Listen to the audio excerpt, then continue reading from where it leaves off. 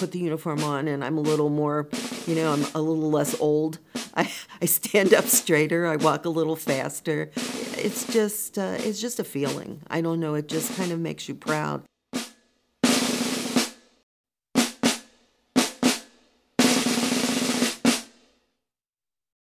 I grew up in Cincinnati. I was the youngest of 4 children. My dad worked for the government. He was a postal worker for 30 years. And every year he got a month off for vacation. So we traveled, picked a different state every year.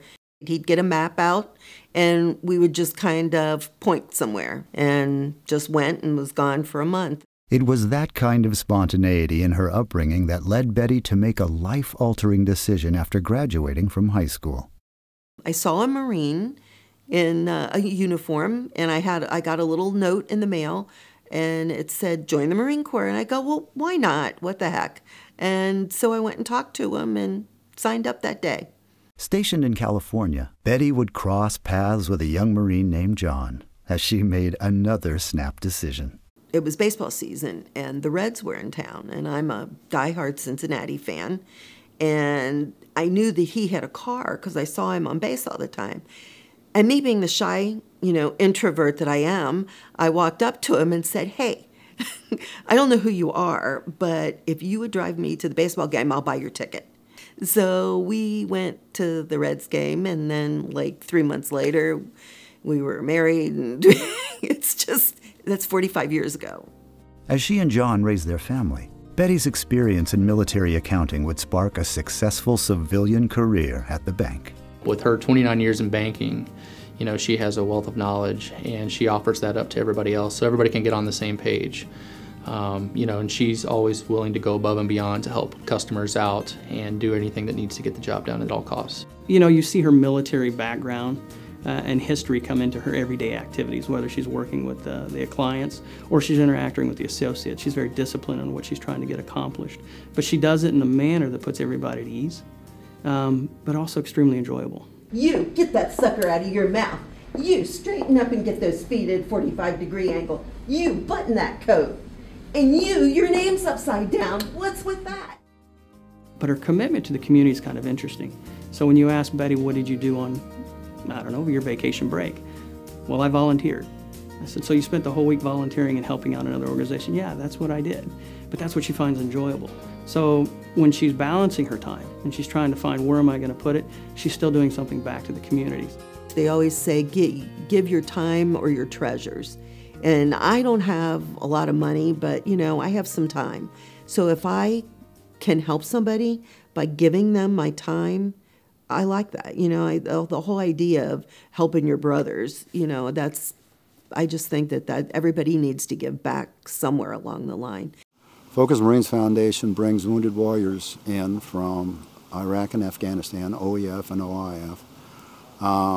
We fly them in from anywhere over in the United States to come here to Missouri to get them to focus on pathways that they can use and choices that they can use in their life to build a better life for themselves and their families. That's what Betty's involved in. She's in the most honorable place in our foundation is a team leader.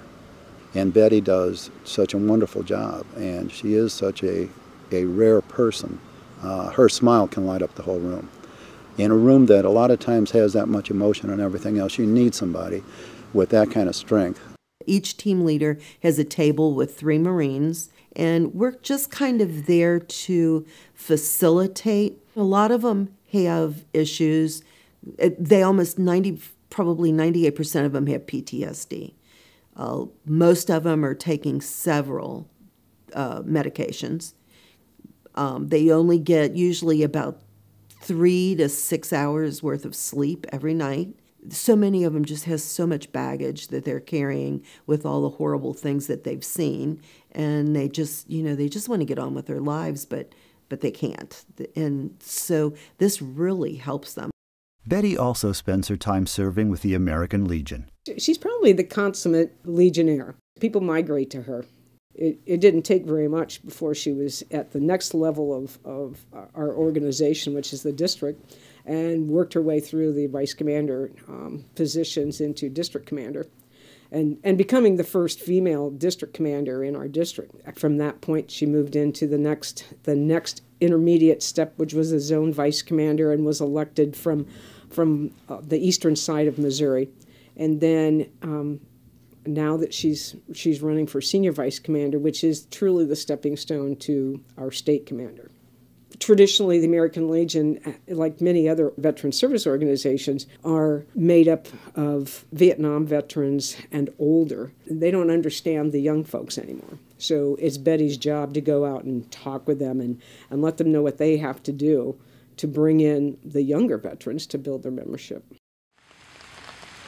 Of the many ways she gives back to fellow veterans, none is more rewarding to Betty Gonzales than serving as the honor guard in military funeral ceremonies. I think that it's honoring that family knows that their loved one that's now deceased did a job for his country, and that we're just there to say thank you.